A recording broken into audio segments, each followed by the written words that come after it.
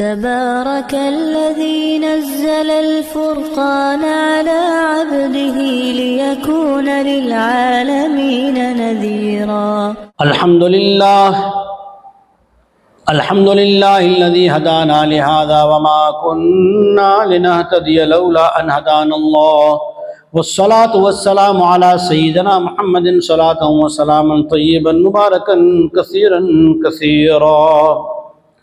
جب بنی اسرائیل نے سامری کے بنائے ہوئے اس بچڑے کو جب اس کے پوجا کرنے لگے، جواب نہیں مل رہا تھا اور تو کچھ زیادہ دکھا نہیں، تو ان لوگوں کی غلطی جب سامنے آئی تو ہوش آیا، دماغ کی بتی جلی، تو کیا کیا؟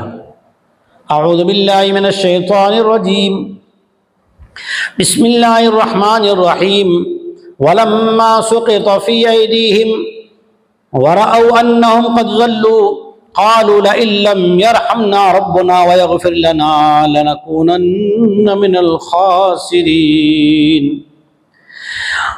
جب ان سے ان کی کئی ہوئی باتیں چلی گئی، ہاتھ گر گئے، مطلب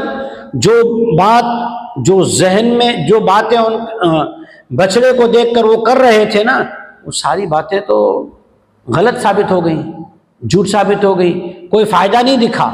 جب انہیں اپنے کیے کی کوئی بات فائدہ میں نہیں دکھی تو وہ پچھتائے اپنے کیے پر، اور انہوں نے اس بات کو محسوس کر لیا، سمجھ لیا کہ وہ بھٹک گئے.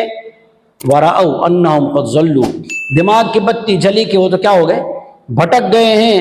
تو وہ کہنے لگے، اللہ سے دعا مانگنے لگے، توبہ کرنے لگے، اللہ کی طرف رجوع ہونے لگے اور کہنے لگے اگر ہمارے رب نے ہم پر رحم نہ کیا اور ہماری غلطی کو معاف نہ کیا تو ہم تو برباد ہو جائیں گے. اللہ کی طرف رجوع کر لیا، توبہ کے لیے اللہ کے دربار میں فریاد، درخواست، عرضی، آہوزاری کر دی. پھر اللہ جل شانہ نے ان کے لیے توبہ کا راستہ جو سورہ بقرہ میں آپ لوگ سن چکے ہیں کہ حضرت موسیٰ علیہ نبینا علیہ السلام پر اللہ نے ان کی سزا کا جو حکم نازل فرمایا، اس سزا کو انہوں نے پورا کیا، تو اللہ جل شانہ نے ان کی اس عمل کو ان کے لیے توبہ بنا کر قبول کر لیا.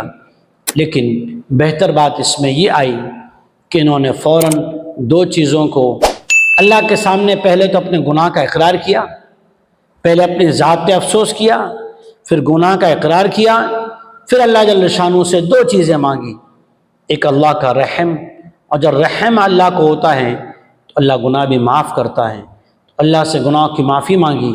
اور پھر جو اوپر کی آیت میں آیا نا کہ وَلِقَاءِ الْآخِرَةِ، آخرت کو بھلا بیٹھے، آخرت کی ملاقات بھلا بیٹھے، تو انجام کار ہماری محنت نقصان میں نہ جائے، یہاں بھی برباد نہ ہو وہاں بھی برباد نہ ہو. تو بربادی سے بچاؤ بھی اللہ سے مانگا. ہمیں بھی چاہیے اگر ہماری زندگی کی گاڑی گناہوں پر، نافرمانیوں پر چل رہی ہے، اس راستے سے لوٹنے کے لیے پہلے گناہوں کا اقرار کریں، پھر گناہوں کا اقرار کرنے کے بعد اس پر پچھتاوا ہو، اور پچھتاوا ہونے کے بعد اللہ سے رحم کا، مغفرت کا اور دنیا آخرت کی کامیابی کا سوال ہو، نقصان سے بچنے کی درخواست ہو. اللہ ہمیں عمل کی توفیق عطا فرمائے. ایسا کرنے سے اللہ ہماری حفاظت فرمائے کہ ہم کسی آیت کو جھٹلا بیٹھیں یا کسی چمتکار پہ نمسکار کر بیٹھیں. اللہ حفاظت فرمائے. آمین. وآخر دعوانا الحمدللہ رب العالمین. دین کی بات پھیلانا صدقہ جاریہ ہے. ثواب کی نیت سے ویڈیو کو شیئر ضرور کیجیے. جزاک اللہ.